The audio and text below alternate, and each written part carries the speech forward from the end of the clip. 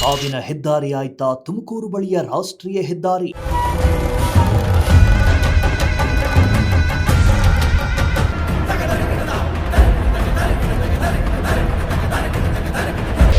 ಭಯ ಬೀಳಿಸುತ್ತಿದೆ ಸಾಲು ಸಾಲು ಅಪಘಾತಗಳ ಅಂಕಿಅಂಶ.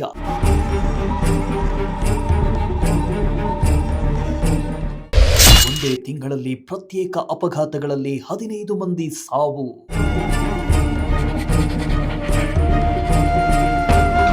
ತುಮಕೂರು ಬಳಿ ಹಾದು ಹೋಗಿರೋ ರಾಷ್ಟ್ರೀಯ ಹೆದ್ದಾರಿ 48 ಸಾವಿನ ರಹದಾರಿಯಾಗಿದೆಯಾ ಅನ್ನೋ ಅನುಮಾನ ಶುರುವಾಗಿದೆ.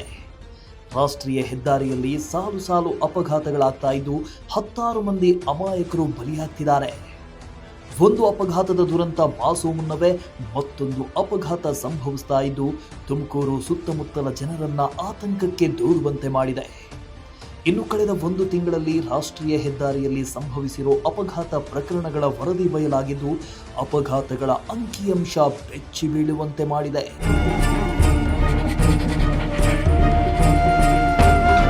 ಹೌದು, ತುಮಕೂರು ಬಳಿ ಹಾದು ಹೋಗಿರೋ ನ್ಯಾಷನಲ್ ಹೈವೇಯಲ್ಲಿ ಕಳೆದ ಡಿಸೆಂಬರ್ 25ರಿಂದ ಜನವರಿ 26ರವರೆಗೆ ಸಾಲು ಸಾಲು ಅಪಘಾತಗಳು ಸಂಭವಿಸಿದ್ದು ಕೇವಲ 31 ದಿನಗಳಲ್ಲಿ ಈ ನ್ಯಾಷನಲ್ ಹೈವೇನಲ್ಲಿ ಸಂಭವಿಸಿರೋ ಅಪಘಾತಗಳಿಂದಾಗಿ ಸುಮಾರು 15 ಮಂದಿ ಉಸಿರು ಚೆಲ್ಲಿದ್ರೆ ಹಲವಾರು ಮಂದಿಗೆ ಗಂಭೀರ ಗಾಯಗಳಾಗಿವೆ.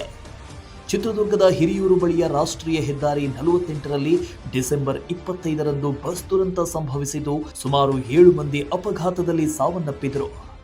ಈ ಅಪಘಾತ ದುರಂತ ಮಾಸುವ ಮುನ್ನವೇ ಜನವರಿ 9ರಂದು ತುಮಕೂರು ತಾಲೂಕಿನ ವಸಂತನ ರಾಸಪುರದ ಬಳಿ ಅಯ್ಯಪ್ಪ ಸ್ವಾಮಿ ಭಕ್ತರ ಕಾರು ಅಪಘಾತಕ್ಕೀಡಾಗಿದ್ದು ಒಂದು ಮಗು ಸೇರಿ 4 ಸಾವನ್ನಪ್ಪಿದರು. ಈ ಭೀಕರ ಅಪಘಾತಗಳ ಬಳಿಕ ತುಮಕೂರು ತಾಲೂಕಿನ ನೆಲಹಾಳ್ ಬಳಿ ಜನವರಿ 26ರಂದು ಲಾರಿ ಹಾಗೂ ಕಾರಿನ ನಡುವೆ ಅಪಘಾತ ಸಂಭವಿಸಿ 3 ಸಾವನ್ನಪ್ಪಿದರು.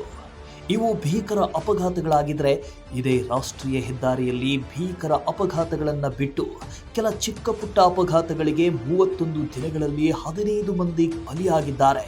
ಒಂದಾದ ನಂತರ ಮತ್ತೊಂದು ಸಾಲು ಸಾಲು ಅಪಘಾತಗಳಾಗ್ತಾ ಇದ್ದು ಲಾರಿಗಳಿಂದ ಆಗ್ತಾ ಇರೋ ಪರೋಕ್ಷ ಸಮಸ್ಯೆಗಳಿಂದಲೇ ಅಪಘಾತ ಆಗ್ತಾ ಇದೆ ಅನ್ನೋ ಆತಂಕಕಾರಿ ಅಂಶ ಬಯಲಾಗಿದೆ.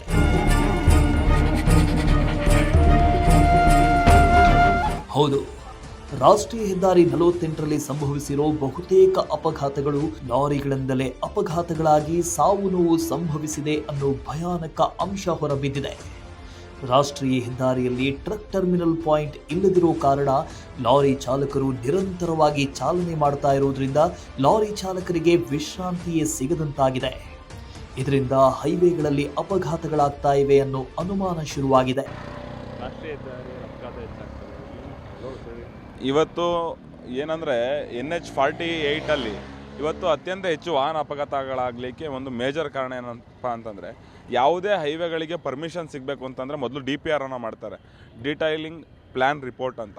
ಈ ಒಂದು DPR ಅಲ್ಲಿ ಏನಿರುತ್ತೆ ಅಂತಂದರೆ ಯಾವುದೇ ರೀತಿ ಮರಗಳನ್ನು ಅಂದರೆ ಯಾವುದೇ ರೀತಿ ಪರಿಸರವನ್ನು ಮತ್ತು ಮಾನವರನ್ನು ಹಾನಿ ಆಗದಾಗೆ ಈ ಹೈವೇಯನ್ನು ಅತ್ಯಂತ ಪ್ಲ್ಯಾನ್ಡ್ ಆಗಿ ಮಾಡಲಿಕ್ಕೆ ಒಂದು ಇನ್ ಡೀಟೇಲ್ ಪ್ಲ್ಯಾನಿಂಗ್ ಅನ್ನು ಮಾಡಿರ್ತಾರೆ. ಆ DPR ಅಪ್ರೂವ್ಡ್ ಆದರೆ ಮಾತ್ರ ಹೈವೇ ಮಾಡಲಿಕ್ಕೆ ಪರ್ಮಿಷನ್ ಸಿಗುತ್ತೆ. ಆದರೆ ಇವರ ಕಮಿಷನ್ ಆಸೆಗೆ ಇವರ ಹಣವನ್ನು ಲೂಟಿ ಮಾಡಲಿಕ್ಕೋಸ್ಕರ ಏನು ಈ ಒಂದು DPRನ್ನು ಗಾಳಿಗೆ ತೂರಿ ಅತ್ಯಂತ ಕಳಪೆಯಿಂದ ಅವೈಜ್ಞಾನಿಕವಾಗಿ ಇವತ್ತು ಹೈವೇಗಳನ್ನು ನಿರ್ಮಾಣ ಮಾಡ್ತಾ ಇದ್ದಾರೆ. ಇವತ್ತು ನೀವು ನೋಡ್ತಾ ಹೋಗ್ಬೋದು, ಯಾವುದೇ ರೀತಿ ಪ್ರಿಕಾಷನ್ಸನ್ನು ತಗೊಂಡ್ಕೊಳ್ಳಿಕ್ಕೆ ಅಲ್ಲಿ ತುರ್ತು ಸೇವಾ ಒಂದು ಆಂಬುಲೆನ್ಸ್ ಇರೋದಿಲ್ಲ, ಮತ್ತು ಹೈವೇಗಳಲ್ಲಿ ಕರುವುಗಳಲ್ಲಿ ಯಾವುದೇ ರೀತಿ ಸೂಚನಾ ಫಲಕಗಳಿರೋದಿಲ್ಲ. ಇವತ್ತು ಆ ಹೈವೇನ ಒಂದ್ಸರಿ ಗಮನಿಸಿದ್ರೆ 100 ಕಡೆಗಳಲ್ಲಿ ಇವತ್ತು ಹೈವೇ ಅಂತಕ್ಕಂಥದ್ದು ರಿಪೇರಿ ಮಾಡುವಂಥ ಸಿಚುವೇಶನಿಗೆ ಬಂದಿದೆ. ಅದನ್ನು ರೆಡಿ ಮಾಡಿಸಿಲ್ಲ, ಸುಂಕ ಮಾತ್ರ ಅತ್ಯಂತ ಹೆಚ್ಚಿನಾಗಿ ಜನಗಳಿಂದ ವಸೂಲಿ ಮಾಡ್ತಾ ಇದ್ದಾರೆ. ಇವತ್ತು ಕೇವಲ 21 ದಿನದಲ್ಲಿ ಹತ್ತತ್ರ 13 ಜನರ ಸಾವಾಗಿದೆ. ಇವತ್ತಿಗೂ ಕೂಡ ಯಾವುದೇ ರೀತಿ ಒಂದು ಸೂಕ್ತವಾದಂತಹ ಕ್ರಮವನ್ನು ಹೈವೇ ಅಥಾರಿಟಿ ಕೈಗೊಂಡಿಲ್ಲ. ಅಂದರೆ ಜನಗಳ ಜೀವಕ್ಕೆ ಬೆಲೆನೇ ಇಲ್ವಾ ಅಂತಕ್ಕಂಥದ್ದು ಇವತ್ತು ತುಮಕೂರಿನಲ್ಲಿ ಜನಗಳು ಅರ್ಥ ಮಾಡ್ಕೋಬೇಕಾಗಿದೆ. ಇವತ್ತು ಎಲ್ಲಿ ಚಿತ್ರದುರ್ಗದಿಂದ ತುಮಕೂರುವರೆಗೆ ಏನು ಹೈವೇ ಇದೆ, ಈ ಹೈವೇಲಿ ಇವತ್ತು 21 ದಿನದೊಳಗಡೆ ಇವತ್ತು 13 ಜನಕ್ಕಿಂತ ಹೆಚ್ಚು ಜನರ ಸಾವಾಗಿದೆ. ಅಂದರೆ ಒಂದು ಅಲ್ಲಿಂದ ದೂರದಿಂದ ಬರ್ತಕ್ಕಂತಹ ಲಾರಿಗಳಿಗೆ ಒಂದು ಲೇಬೈ ಕೂಡ ವ್ಯವಸ್ಥೆ ಇಲ್ಲ. ಲಾರಿಗಳವರು ನಿಲ್ಲಿಸಿ ಅದನ್ನು ರೆಸ್ಟ್ ಮಾಡುವಂಥ ಅವಶ್ಯಕತೆ ಇದಿಲ್ಲ, ಏನಿಲ್ಲ, ಸ್ಥಳ ಇಲ್ಲ. ಅದಕ್ಕೋಸ್ಕರ ಹೈವೇಗಳಲ್ಲಿ ನಿಲ್ಲಿಸ್ಕೊತಾರೆ.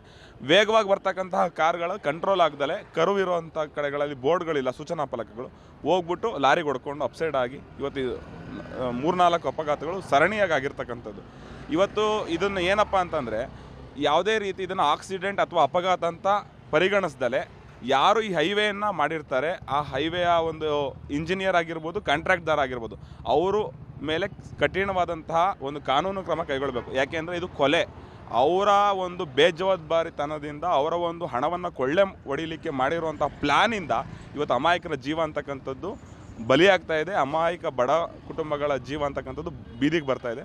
ಅದಕ್ಕೋಸ್ಕರ ಸರ್ಕಾರಗಳು ಇದ್ರ ಬಗ್ಗೆ ಎಚ್ಚೆತ್ತುಕೊಂಡು ಕಠಿಣವಾದಂತಹ ಕ್ರಮಗಳನ್ನು ಕೈಗೊಳಿಸಬೇಕು ಮತ್ತು ಹೈವೇಗಳನ್ನು ಸರಿಯಾದ ರೀತಿಯಲ್ಲಿ ಅಭಿವೃದ್ಧಿಪಡಿಸಬೇಕು. ಇನ್ನು ತುಮಕೂರು ಬಳಿ ಹಾದು ಹೋಗಿರುವ ಹೈವೇಯಲ್ಲಿ ನಡೀತಾ ಇರೋ ನಿರಂತರ ಅಪಘಾತಗಳ ಬಗ್ಗೆ ಜಿಲ್ಲಾ ಉಸ್ತುವಾರಿ ಸಚಿವರಾದ ಪರಮೇಶ್ವರ್ ಪ್ರತಿಕ್ರಿಯೆ ನೀಡಿದ್ದು, ಈ ಹಿಂದೆ ಟ್ರಕ್ ಟರ್ಮಿನಲ್ ಕೊಟ್ಟಿದ್ರು, ಆದರೆ ಹಿಂದಿನ ಸರ್ಕಾರ ಅದನ್ನ ಟೂಡಾ ಸಂಸ್ಥೆ ಸೈಟ್ಗಳನ್ನ ಮಾಡಿ ಮಾರಾಟ ಮಾಡಿದ್ದಾರೆ.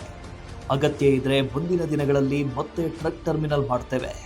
ಅಲ್ಲದೆ ಹೈವೇಯಲ್ಲಿ ಆಗ್ತಾ ಇರೋ ಅಪಘಾತಗಳ ಬಗ್ಗೆ ರಾಷ್ಟ್ರೀಯ ಹೆದ್ದಾರಿ ಪ್ರಾಧಿಕಾರದ ಗಮನಕ್ಕೆ ತಂದಿದ್ದೇವೆ.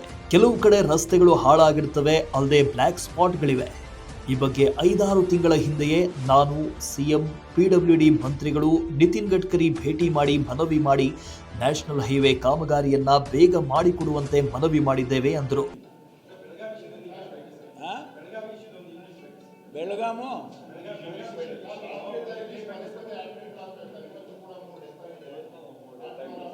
ಎಲ್ಲಿ